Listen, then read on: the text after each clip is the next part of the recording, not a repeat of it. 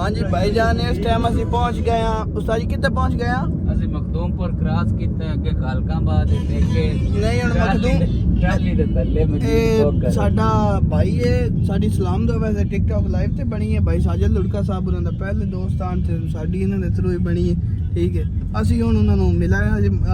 ਮਖਦੂਮ interchange ਤੋਂ ਲੱਥੇ ਜਾਣਾ ਸਿੱਧਾ ਸਾ ਮੁਲਤਾਨ ਹੀ ਆਇਆ ਚਲੋ ਭਾਈ ਨੇ ਉਹਨਾਂ ਆਖਿਆ ਜੀ ਖਾਣਾ ਸਾਡੇ ਕੋਲ ਖਾਣਾ ਮੈਂ ਕਿ ਇੰਨੀ ਤਕੱਲਫ ਦੀ ਲੋੜ ਕੋਈ ਨਹੀਂ ਲੇਕਿਨ ਮੋੜ ਵੀ ਉਹ ਨਹੀਂ ਛੱਡੀਦਾ ਹਾਂ ਖਾਣ ਪੀਣ ਦੇ ਮਾਮਲੇ ਜਿਹੜੇ ਨਾ ਲਾਲਾ ਕਿਦਨ ਵਰਤੇ ਅਸੀਂ ਸਾਰੇ ਹੀ ਜਨਾਬ ਜਿਹੜਾ ਬਹੁਤ ਸੀਰੀਅਸ ਆਦਮੀ ਸਾਰੇ ਹੀ ਨਾ ਸੀਰੀਅਸ ਆਦਮੀ ਆ ਤੇ ਹੁਣ ਇੱਥੇ ਜਨਾਬ ਖੋਖਰ ਸਾਹਿਬ ਖਲੋਤੇ ਨੇ ਕਿਤੇ ਟਾਲੀ ਥੱਲੇ ਪੈਂਦੇ ਨੇ ਅੜੇ ਖਲੋਤੇ ਲੇਕਿਨ ਇੱਕ ਸੈਕਿੰਡ ਉਹ ਟਾਲੀਆਂ ਦੇ ਥੱਲੇ ਖੋਖਰ ਸਾਹਿਬ ਜਿਹੜੇ ਨੇ ਅੜੇ ਖਲੋਤੇ ਨੇ ਐ ਹੀ ਨੇ ਖੋਖਰ ਸਾਹਿਬ ਹਾਂਜੀ ਐ ਆਇਆ ਖੋਖਰਾ ਲੇਕਿਨ ਇੱਕ ਸੈਕਿੰਡ ਚਲੋ ਕਿਹੜੇ ਪਾਸੇ ਲਵੀ ਜਾਣਾ ਉਹ ਤੁਹਾਡੀ ਤੁਹਾਡੀ ਕੋਈ ਨਾ ਖੁੱਲਾ ਖੋਲ ਗਿਆ ਮੇਰਾ ਕੋਲ ਖੁੱਲਾ ਓਏ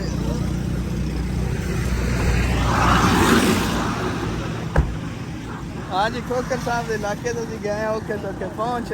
ते बाकी जीवा लाइव ज्यादा थोड़ा लग हां